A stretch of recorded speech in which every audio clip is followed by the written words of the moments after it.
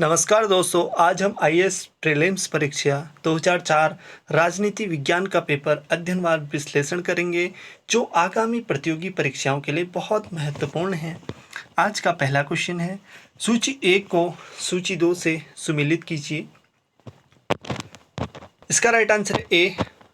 मृदु राज्य किससे संबंधित है? यह है गुन्नाल मिडरल से। संचार किससे संबंधित है? कार्ल ड्यूस से। नागरिक संस्कृति किससे संबंधित है? सिडनी बर्वर। तथा व्यवहारवाद किससे संबंधित है? हिंज यूलायू से संबंधित है। अगला क्वेश्चन है, निम्नलिखित में से कौन सा एक राजनीति संस्कृति की अवधारणा में सम्मिलित नहीं है? इसका राइट आंसर है डी, योग्यता की खोज। प्रश्न की व्याख्या देखेंगे। राजनीतिक संस्कृति का अर्थ है किसी समाजवादी संस्कृति के वे पक्ष जो उसकी राजनीति को प्रभावित करते हैं।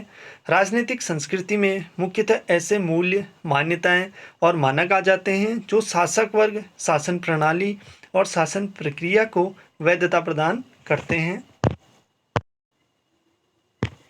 नेक्स्ट क्वेश्चन है, निम्नलिखित कथनों पर विचार कीजिए।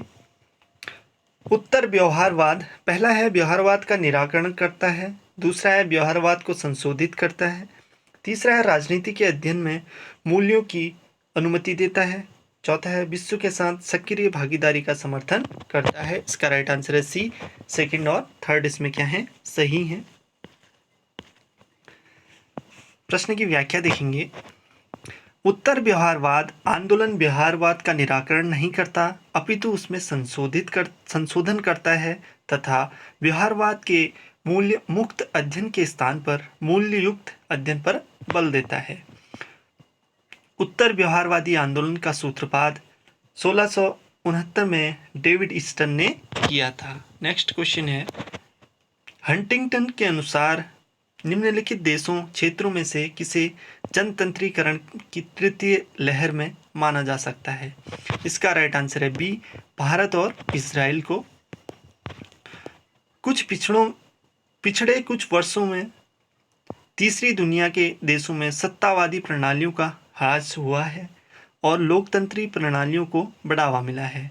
सैमुअल हंटिंगटन ने अपनी चर्चित कृति द थर्ड वेव डेमोक्रेटाइजेशन इस द 20th सेंचुरी के अंतर्गत एक महत्वपूर्ण परिवर्तन को तीसरी लहर की संज्ञा दी है। तीसरी लहर की शुरुआत 1970 के दशक मध्य में यूरोप में हुई। अगला क्वेश्चन है, निम्नलिखित विचारधारा के रूप में रूढ़िवाद निम्नलिखित में से किनसे संबंध है? पहला है बर्क से, दूसरा हॉब्स से, तीसरा हीगेल से, चौथा है ओकसॉट से। इसका राइट आंसर है डी। फर्स्ट, थर्ड और फोर्थ इसमें क्या है? सही है। राजनीति विचारधारा के रूप में रूढ़िवाद नए और बिना आजमाए हुए विचारों और संस्थाओं को अपनाने की बजाय पुराने और आजमाए हुए विचारों और संस्थाओं को कायम रखने का समर्थन करता है। रूढ़िवाद का मूल स्रोत प्राचीन यूनानी दार्शनिक अरस्तु के चिंतन से ढूंढा जा सकता है। अगला क्वेश्चन है, राज्य की जैव संकल्पना निम्नलिखित में से किस एक से संबंधित है? इसका राइट आंसर है बी, अरस्तु से संबंधित है।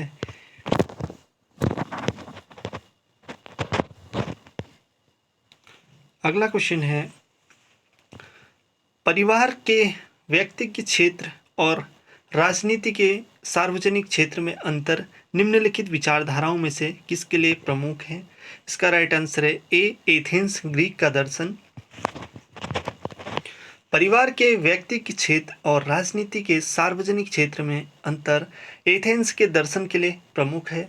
यूनानी लोकतंत्र ने जनसाधारण को सरकार के निर्माण का अधिकार देकर राजनीतिक अधिकारों के विचार को बढ़ावा दिया है। अगला क्वेश्चन है, बहुलवादी सिद्धांत शक्ति को मानता है। इसका राइट आंसर है सी, संबंधनात्मक रूप में। बहुलवादी के अनुसार शक्ति संबंध मूलक है। शक्ति के द्वारा दूसरे के व्यवहारों को प्रभावित किया जा सकता है।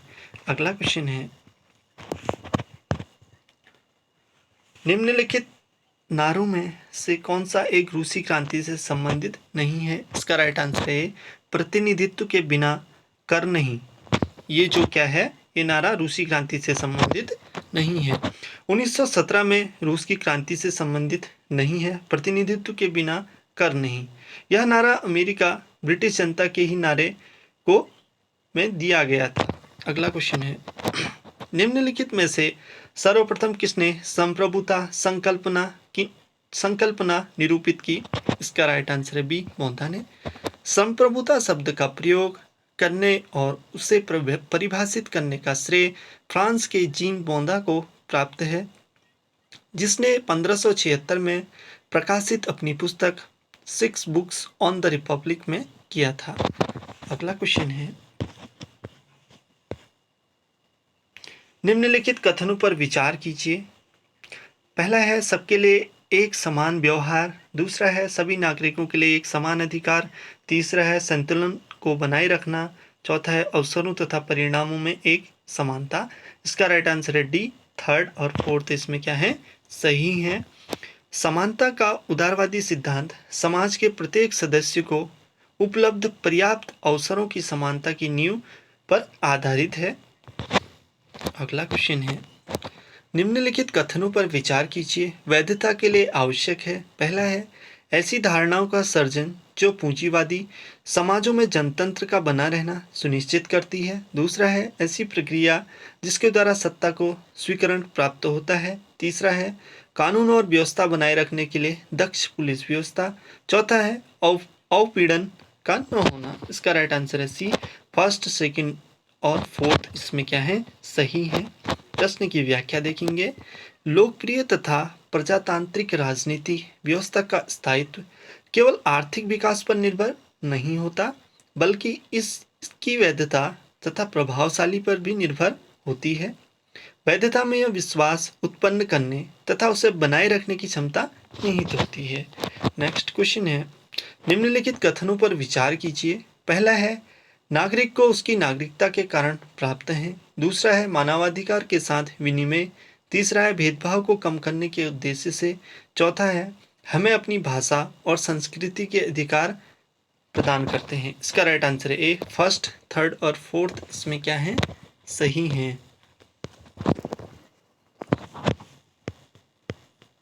नेक्स्ट क्वेश्चन है, निम्नलिखित चिंतकों में से किस एक ने यह कथन कहा, अधिकार सामाजिक जीवन की वे स्थितियां हैं जिनके अभाव में सामान्यतः कोई भी व्यक्ति अपना सर्वोच्च विकसित रूप प्राप्त नहीं कर सकता। इसका राइट आंसर है डी, लॉस्की।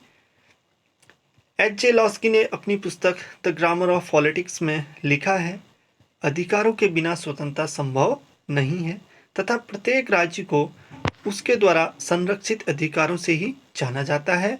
उसने इसी पुस्तक में लिखा है, वास्तव में अधिकार सामाजिक जीवन की वे परिस्थितियां हैं जिसके बिना सामान्य रूप से कोई व्यक्ति अपने व्यक्तित्व का सर्वोत्तम विकास नहीं कर सकता, क्योंकि राज्य का अस्तित्व उस उपलब्धि को संभव बनाने के लिए है। अतः अधिकारों को बनाए रखकर ही वह ध्येय को प्राप्त कर सकता है।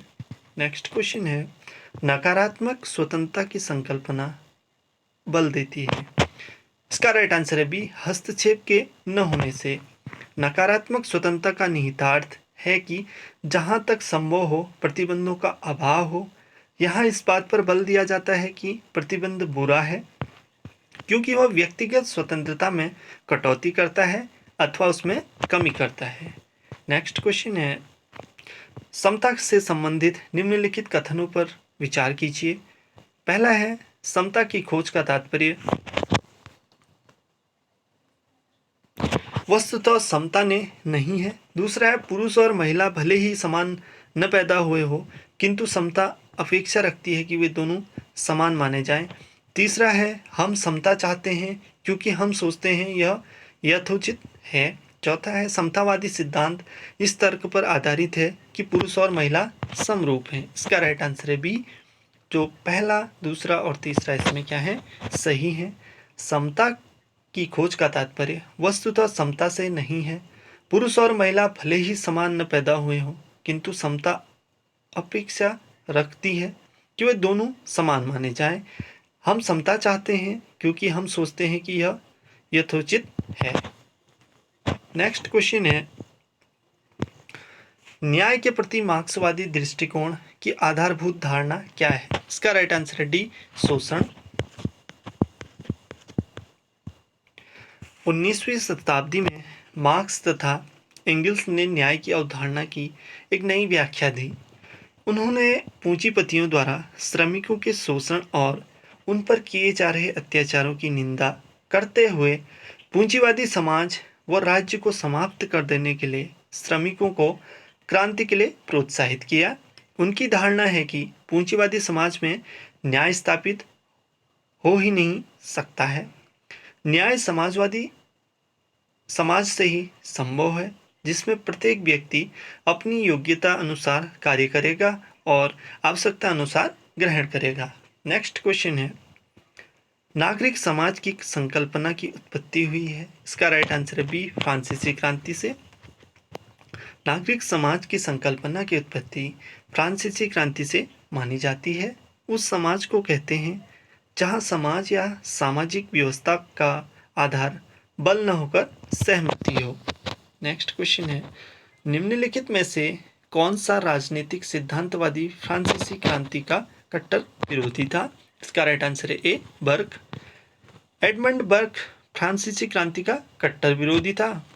उसका विश्वास था कि फ्रांस की क्रांति इंग्लैंड की उस रक्तहीन क्रांति से, जो कि 1688 में हुई थी और अमेरिका के स्वतंत्रता संग्राम में भी सर्वत्र भिन्न थी। वह एक भीषण सामाजिक उथल पुथल थी जिसका स्वरूप आध्यात्मिक, हिंसात्मक तथा विध्वंसक थी। अगला क्वेश्चन है, रॉल्स का न्याय का सिद्धांत तत्व है? इसका राइट आंसर है बी, कांटवादी है। रॉल्स का न्याय का सिद्धांत तत्व कांटवादी है। रॉल्स ने तर्क दिया है कि उत्तम समाज में अनेक सद्गुण अपेक्षित होते हैं, उसमें न्याय का स्थान सर्वप्रथम है। न्याय उत्तम समाज की आवश्यक शर्त है, परंतु उसकी पर्याप्त शर्त नहीं है। रॉल्स ने अपने सिद्धांत को शुद्ध प्रक्रियात्मक न्याय का नाम दिया। नेक्स्ट क्वेश्चन है, नियमित निर्वाचन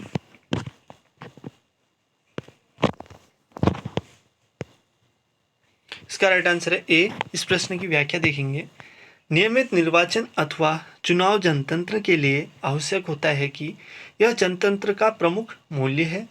अमेरिका के 16वें राष्ट्रपति अब्राहम लिंकन ने कहा था, लोकतंत्र लोगों द्वारा लोगों के लिए शासन है।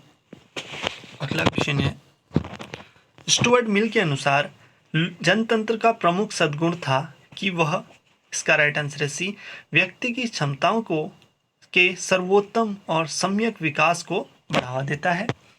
जे.एस. मिल के अनुसार जनतंत्र का प्रमुख सद्गुण था कि वह व्यक्ति की क्षमताओं के सर्वोत्तम और सम्यक विकास को बढ़ावा देता है, अर्थात वह अपने नागरिकों को बौद्धिक तथा नैतिक विकास करने में सहायक हो। अगला क्वेश्चन है, प्रत्यक्ष जनतंत्र का सर्वप्रथम ज्ञात उदाहरण पाया जाता है? इसका राइट आंसर है ए, एथेंस में। जब प्रभुसत्तावान जनता प्रत्यक्ष रूप से शासन कार्यों में भाग लेती है, नीति निर्धारित करती है, कानून बनाती है और प्रशासन अधिकारी नियुक्त कर उन पर नियंत्रण रखती है, तो उसे प्रत्यक्ष लोकतंत्र कहते हैं। अगला क्वेश्चन है, आधुनिक विचार जिसने जनतंत्र को वृहद एवं जटिल समाजों के लिए व्यवहार्य बनाया वह है? इसका राइट आंसर है डी, प्रतिनिधित्व। प्रतिनिधित्व द्वारा जनतंत्र को वृहद एवं जटिल समाजों के लिए व्यवहार बनाया गया, अर्थात लोकतंत्र व्यवस्था में जनता अपने प्रतिनिधित्व का चुनाव करती है, जिससे समाज के सभी वर्गों को अपना प्रतिनिधित्व प्राप्त हो जाता है। अगला क्वेश्चन है,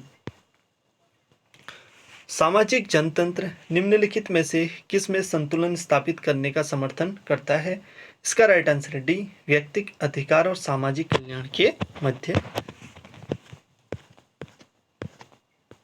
अगला क्वेश्चन है, निर्वाचन की थकान पद का अर्थ है? इसका राइट आंसर है डी, बार बार होने वाले निर्वाचन के कारण जनता की उदासीनता। प्रश्न की व्याख्या देखेंगे, निर्वाचन में थकान का अर्थ है बार बार होने वाले निर्वाचन के कारण जनता की उदासीनता, अर्थात बार बार चुनाव होने से जनता चुनाव के प्रति उदासीन हो जाती है। अगला क्वेश्चन है, उदारवादी जनतंत्र प्रतिस्पर्धा और निर्वाचन विकल्प पर आधारित है जो प्राप्त होता है। इसका राइट आंसर है ए, राजनीतिक बहुलवाद के द्वारा। उदारवादी जनतंत्र प्रतिस्पर्धा और निर्वाचन विकल्प पर आधारित होता है जो राजनीतिक बहुलवाद के द्वारा प्राप्त होता है। नेक्स्ट क्वेश्चन है, सहभागी जनतंत्र निम्नलिखित में से किसकी वृद्धि करता है? इसका राइट आंसर है सी, सक्रिय नागरिकता की। सहभागी प्रजातंत्र निर्णय निर्माण प्रक्रिया के विकेंद्रीकरण व राजनीतिक संस्थाओं के उत्तरदायित्व में वृद्धि का भी समर्थक है, लेकिन सक्रिय नागरिकों के बिना यह अर्थहीन और अव्यावहारिक सिद्ध होगा। अगला क्वेश्चन है, सूची 1 को सूची 2 से सुमेलित कीजिए। इसका राइट आंसर है डी, उपयोगितावाद का प्रवर्तक है जेरेमी बेंथम से है, प्राधान्य अथवा आधिपत्य एंटोनियो ग्रास्मी से तथा प्रतिनिधित्व प्रणाली जेम्स मेडिसन से, अमेरिकी संविधान के निर्माण में सहयोगी रहे हैं से संबंधित है। अगला क्वेश्चन है, गांधी की दृष्टि में स्वराज्य का अर्थ है? इसका राइट आंसर है डी, सबके सुख का अनुसरण। आज के लिए बस इतना ही, मिलते हैं नेक्स्ट वीडियो में नए प्रश्नों के साथ। धन्यवाद।